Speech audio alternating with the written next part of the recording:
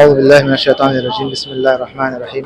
نحمد و نصلی علی رسولہ الکریم وعلی آلہ بیتہ الطیبین الطاہرین اما بعد قال سبحانہ تبارک و تعالی فی القرآن المجید وخواصف الصادقین وقول الحق بسم اللہ الرحمن الرحیم انما یرید اللہ لیذھب عنکم الرجس اہل البیت وطہرکم تطہیرا۔ جیسا کہ آپ تمامی حضرات جانتے ہیں کہ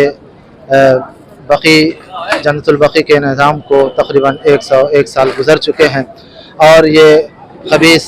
آل سعود نے جو ظلم ڈھایا ہے، یہ ظلم کے خلاف جو احتجاج کیا جا رہا ہے 21 اپریل کو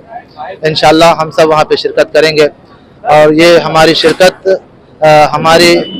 محبت کے اظہار کے لیے ہے کہ ہم اہل بیت علیہ السلام سے کس طریقے سے اظہار محبت کر سکتے ہیں، اور جو پیغام جو حکم ہے خدا کا، جو حکم ہے رسول کا کہ ہماری